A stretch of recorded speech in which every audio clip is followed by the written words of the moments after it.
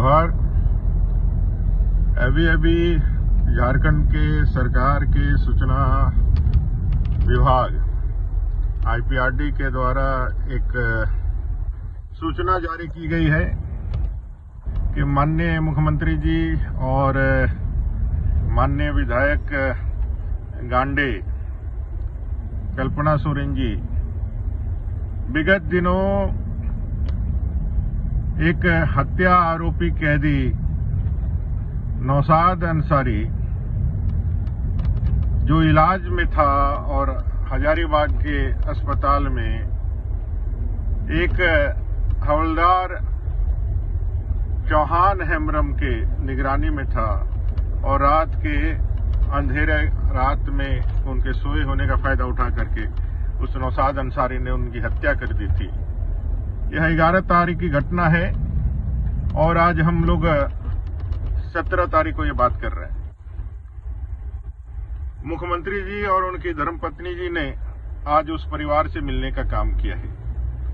मैं आपको बताना चाहता हूं कि हमारे प्रदेश अध्यक्ष बाबूलाल मरांडी जी अपने आसाम प्रदेश के मुख्यमंत्री और सह प्रभारी झारखंड के चुनाव के श्रीमान हेमंत बिस्वा शर्मा जी ने जब इस घटना को सुना और जब उन्होंने इसकी संवेदना को जानकारी लिया, इतने विभत्स घटना हुई है, इतना गंभीर मामला है और अभी तक कोई भी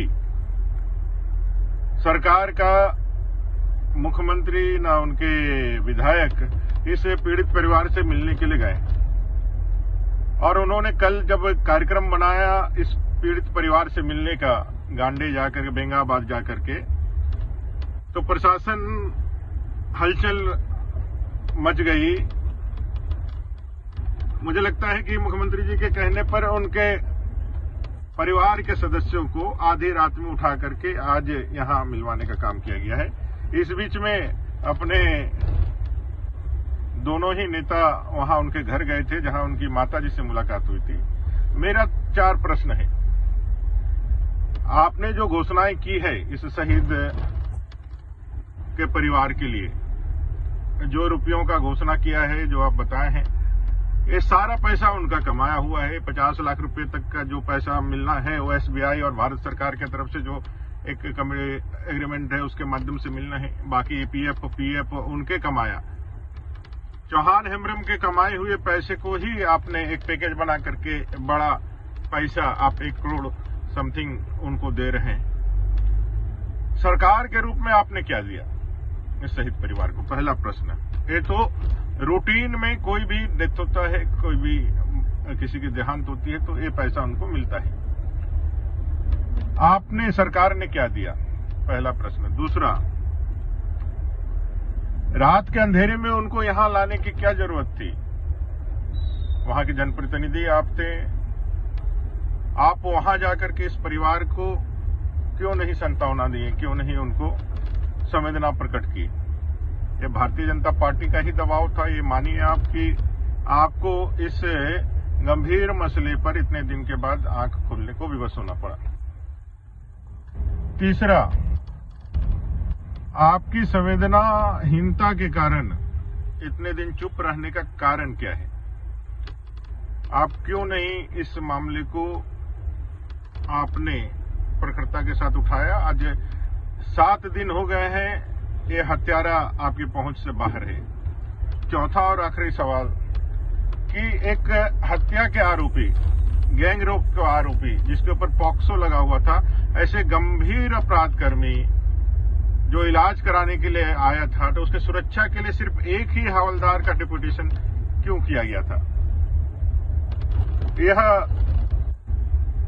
इसलिए अभी तक वो पकड़े नहीं गए हैं या फिर ये जो नौशाद अंसारी है, ये नौशाद अंसारी नाम से ही आपके तुष्टिकरण के भाव जागृत हो जाते हैं क्या? इस नौशाद अंसारी के नाम के कारण ही आपकी जो है पूरी जो है संवेदना जो है वो अपने झारखंडी भाइयों के लिए, आदिवासी भाइयों के लिए मर जाती है क्या? 7 दिन हो गए, एक अपराधी को अभी आप पकड़ नहीं पाए हैं।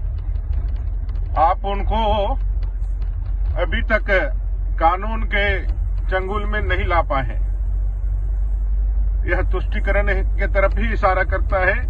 इसकी जांच होनी चाहिए कि भी एक सजा याफ्ता कैदी को जो उम्र कैद बिता रहा हो, जो हत्या का आरोपी हो, गैंग रेप का आरोपी हो, उसको सिर्फ और सिर्फ एक हवलदार के साथ आप कैसे वहां रहने देते हैं। फिर उसकी हत्या हो जाती है, हवलदार की हत्या कर देता है और वो पैदल भाग जाता है।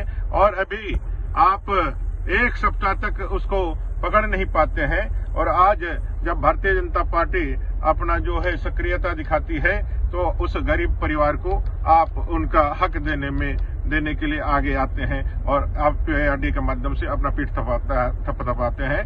तो जान के रखिए, यह भारतीय जनता पार्टी के कार्यकर्ता है, भारतीय जनता पार्टी के नेतृत्व है, जो गरीबों को, आदिवासियों का हक दिलाने के लिए लगातार संघर्ष करता रहता है।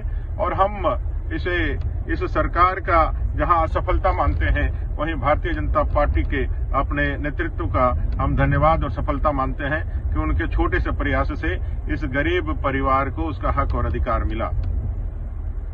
ऐसे सरकार और ऐसे लोग जो सिर्फ और सिर्फ अपना विचार और विवेक वोट बैंक और तुष्टिकरण की राजनीति से ही तय करते हैं, ऐसे लोगों से झारखंड को सावधान रहना चाहिए। जय हिंद, जय झारखंड, जोहार।